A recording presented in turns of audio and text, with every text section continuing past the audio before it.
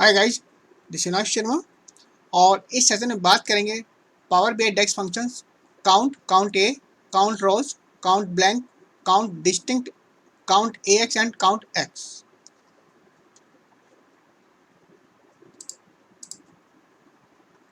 Count function का practical करने से पहले हमारे पास डेटा है एक्सेल शीट के अंदर, वो चेक कर लेते हैं। जैसे कि पहले कॉलम में आपका सेगमेंट है, कंट्री है। इस आपके डेटा के अंदर टोटल 49 आपके रोज हैं और कंट्री के अंदर आप देख सकते हैं यहाँ पर जैसे कनाडा, जर्मनी, आपका एक रो ब्लैंक है। इसमें से आपका मैक्सिको के बाद ब्लैंक है। इसी तरह से आपका प्रोडक्ट में आपके कुछ प्रोडक्ट के नाम के ब्लैंक है और क्वांटिटी सोल्ड में आपकी कुछ क्वांटिटी आपकी मिसिंग है। उसके बाद आपका year sales, sales date, unit price, gross sales, unit cost, net sales, profit is active. ये हमारा बूलियन फील्ड है, यानी कि आपका 1 ट्रू और 0 फॉल्स। देन फाइनली एक कॉलम आपका ब्लैंक, इसमें कोई वैल्यू नहीं है। और सबसे पहले देते हैं काउंट फंक्शन। काउंट फंक्शन आपके सेलेक्टेड कॉलम में आपके सेल्स को काउंट करता है, लेकिन जो वैल्यू ब्लैंक होती है उनको इग्नोर कर देता है, यानी कि ब्लैंक वैल्यू को काउंटिंग में नहीं लेता है। सिंटेक्स में आप देख सकते हैं काउंट और कॉलम का नाम, और इसका जो रिजल्ट होता है वो एक नंबर होता है। काउंट फंक्शन आपके नंबर्स, डेट और स्ट्रिंग्स इन डेटा टाइप पर काम करता है, यानी कि जो लॉजिकल वैल्यू है यानी कि बूलियन वैल्यू है उस पर काम नहीं करता है। सेकंड होता है आपका काउंट ए।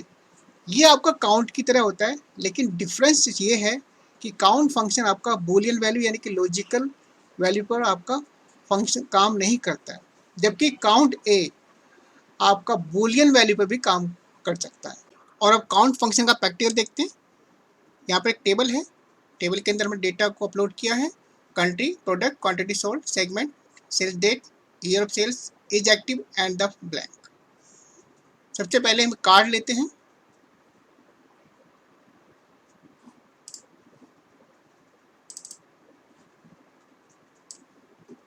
एंड एक मेजर क्रिएट करते हैं।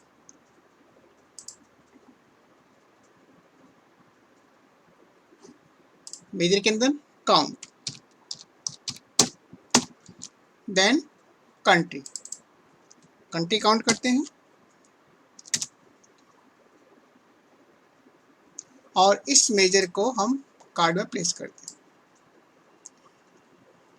तो आप देख सकते हैं यहाँ पर कंट्री का जो काउंट है 46 है। टोटल हमारी 49 रोज हैं, लेकिन 46 है। रीजन हमारा कुछ कंट्री में आपका ब्लैंक है, जैसे आप देखते हैं। ये आपका टेक्स्ट टाइप है। प्रोडक्ट ट्राई करते हैं।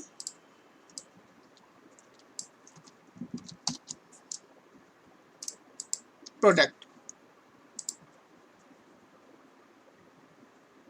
देन प्रोडक्ट 48 है। इसमें दो प्रोडक्ट आपके, दो प्रोडक्ट के नाम मिसिंग है। देन क्वांटिटी सोल्ड, ये आपका नंबर्स हो गया, numbers, quantity sold, then total 47, यानी कि आपकी 3 क्वांटिटी आपकी ऐसी हैं जो आपकी मिसिंग है। जैसे कि आप देख सकते हैं यहाँ पर आपका पेन के आगे मिसिंग है, पेंसिल के आगे मिसिंग है।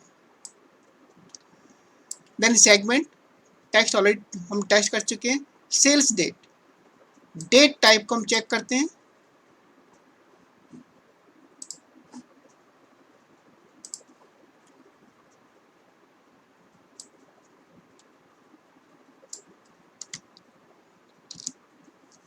सेल्स डेट, देन टोटल 49, यानी कोई भी आपका सेल्स डेट आपकी मिसिंग नहीं है, यानी कि ब्लैंक नहीं है। देन आपका है इज एक्टिव। एग्जेक्टिव हमारा बूलियन है।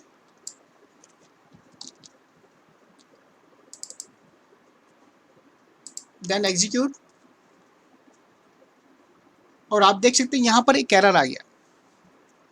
एरर चेक करते हैं। यहाँ पर आपका है count can not work with the values of the type Boolean. Count आपका बूलियन डेटा टाइप पर काम नहीं करता है। देन फाइनली आपका है लास्ट कॉलम है ब्लैंक। इसको टेस्ट करते हैं।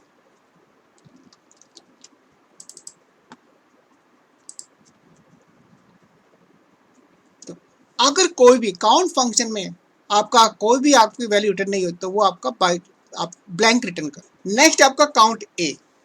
काउंट ए और काउंट में मैंने जैसे बताया कि डिफरेंस यही है, आपका काउंट ए इंक्लूडिंग आपका नंबर्स, डेट और स्ट्रिंग आपका बूलियन डेटा टाइप पर भी काम करता है, यानी कि लॉजिकल पर भी काम करता है। तो काउंट ए हम ट्राई करते हैं, काउंट ए,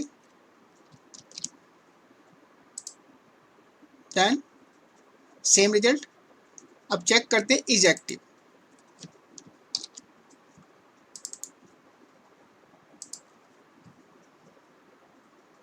तो आप देख सकते हैं आपका टोटल 49, यानी कि आपका काउंट ए और काउंट ए में यही डिफरेंस है कि काउंट ए आपका लॉजिकल पे भी काम करता है, इंक्लूडिंग आपका डेटा टाइप, नंबर टाइप और डेट। नेक्स्ट फंक्शन है count blank, then count blank. Country column, so country column के अंदर 3 सेल्स ऐसे हैं जिनमें कोई वैल्यू नहीं है। इसी तरह से हम प्रोडक्ट में ट्राई कर सकते हैं,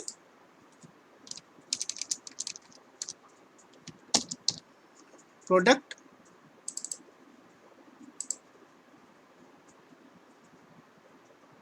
देन प्रोडक्ट के अंदर एक वैल्यू मिसिंग है, देन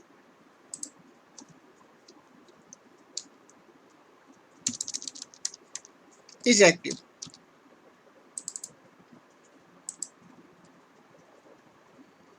काउंट ब्लैंक आपका सभी डेटा टाइप पर काम करता है। सो इज एक्टिव के अंदर कोई भी आपका वैल्यू मिसिंग नहीं है, यानी कोई ब्लैंक नहीं है। और हम अगर ब्लैंक कॉलम टेस्ट,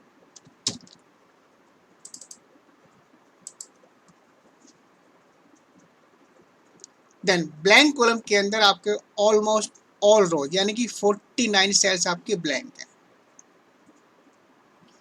और नेक्स्ट चेक करते हैं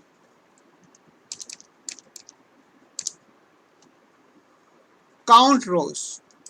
काउंट रोज के अंदर जो आपका पैरामीटर्स होता है वो टेबल्स होती है, यानी कि आपका वो टेबल के अंदर टोटल रोज को काउंट करता है।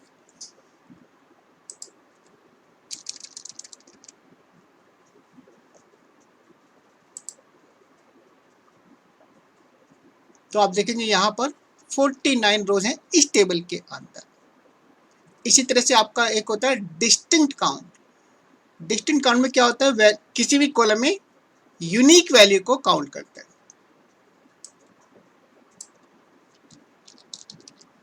Distinct count, then column name से कंट्री। तो यहाँ पर जो आपके यूनिक कंट्री है यानी कि आपका वो है 6। इसी तरह से प्रोडक्ट चेक कर सकते हैं,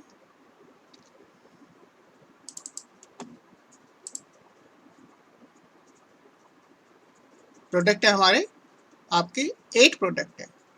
इसी तरह से हम इज एक्टिव चेक कर सकते हैं, यानी कि 2 है, ट्रू और फॉल्स। नेक्स्ट है काउंट एक्स और count A x. Count x ये भी आपका एक रो को काउंट करता है और जो आपकी ब्लैंक वैल्यू है उनको इग्नोर करता है। लेकिन डिफरेंस ये है कि काउंट एक्स आपका एक आइटरेशन फंक्शन है।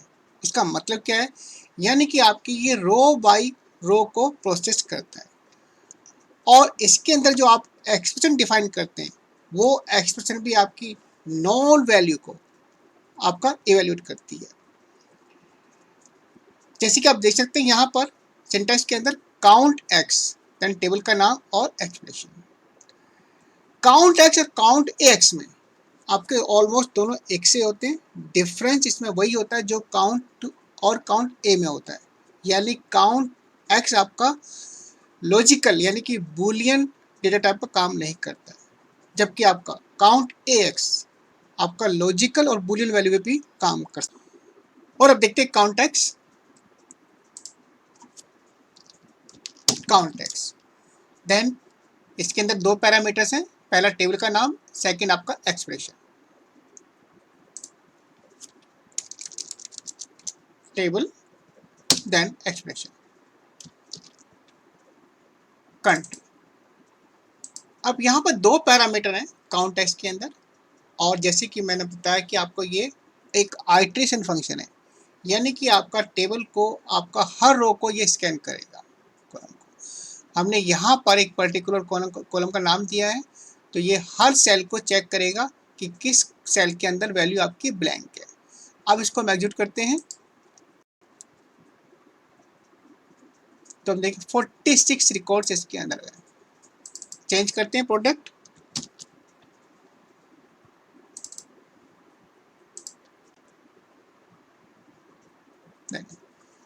Then is active.